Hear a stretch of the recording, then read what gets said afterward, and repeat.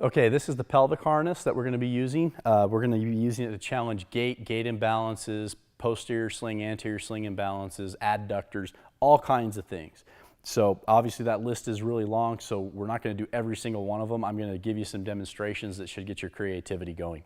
But in how to secure this on the patient properly, we did a separate video for that. So go back through the playlist and find the pelvic harness, and that'll get you up to speed on how to do it. So we're going to get started with this, showing you a bunch of different things for multiplanar movements, challenging asymmetrically, symmetrically. It's going to be a good time.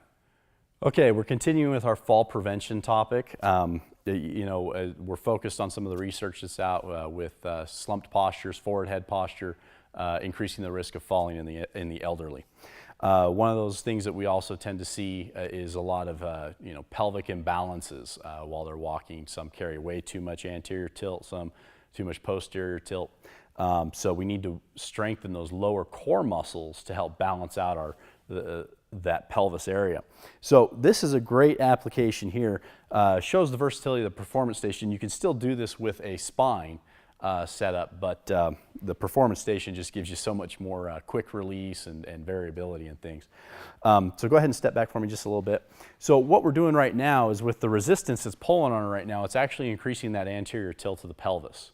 And so what this will do is isolate just that pelvis, really help her to engage the lower abdominals, lower core in decreasing that anterior tilt. So go ahead and hands on the hips for me. Good, and go ahead and bring it back. So you can see with our leverage here, we're getting an angle that's trying to increase that anterior tilt. So she's got to fight it with the resistance. And that's a great way. When she first started doing it, she said she felt it really low down here in the lower abs.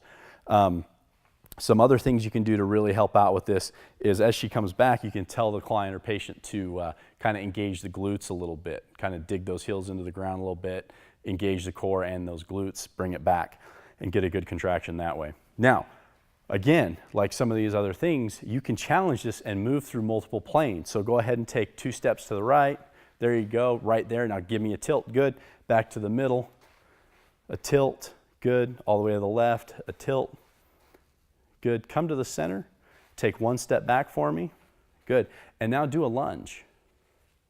There we go. Good. Go ahead and give me that arm swing. Good. And switch again. So we're continuing to challenge. If they've got way too much anterior tilt, we're challenging this through different movements as well. So go ahead and put your hands over your head. Feet wider. Good. Give me a nice squat. Good. And that, some people talk about, I've read so many articles about the wink, okay, for and against it, so I'm not even going to go there because I read a new thing just about every day about it. But if you're big on that, this is something that can help, kind of deal with that by giving that resistance. Again, great tool for warm-up, great tool for kind of getting those synapses firing, getting the mind-muscle connection going before you do lifting, or, again, to help a patient who's having trouble with different movements. Now we can go asymmetrical with her, leaving one side hooked up. We can even increase it if we'd like, but it looks like she's getting a good pull there. So you're going to find that when you do this, you're going to recruit the adductors and the opposite side QL pretty significantly. You're really going to feel that relationship between those two muscles. And so she's going to go through this. She's going to do some of her tilts as she's doing it, if that's a component that you need. Again, we're not addressing specific deviations in this person's movement patterns.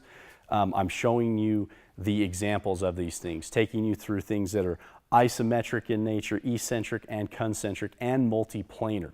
Okay, this is all about the application of the product into what you do. So there we are with our asymmetrical things. Now we can add the footwork and different things like that, so we're going to demonstrate that with some of our other products right now.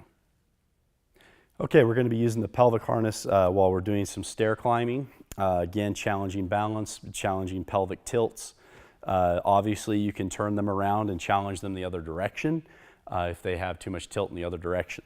Now, I want to demonstrate something here. You see, I'm not going to have her climb all 3. She's just going to do 2. But if we had a situation where we were doing 3, the slastics are rubbing on here. Now we have the protective sleeve that's going to keep everything just fine, but we don't want to put any unnecessary wear and tear on the product. And so just by simply raising that J-hook, I just created enough space rather than having to unhook and reattach everything like on a spine. Okay, so go ahead and climb the stairs. Again, you know, you're coaching for them to keep their neutral posture, not too much pelvic tilt on this, making sure that they're not rotating one way or the other. Once the patient or the client is ready to progress from something like this, then you go ahead and take one of these off, and then you're challenging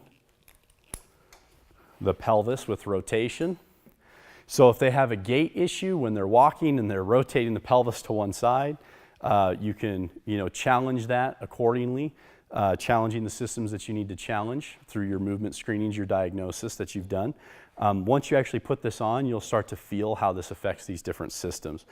So again, I don't like to just stay in one plane. That's not real life. So I like to have them move side to side. She could even add a lunge on each side of the steps. And it's great because then your patient is also getting variation in their therapy. It's really challenging them. It's something new each time because you can change it up, and you can get, in my opinion, I get better results with my patients when I start incorporating multiplanar, more real life movement into what I'm doing. And then I get better compliance out of patients, which is so important for getting them better and everything that goes along with that.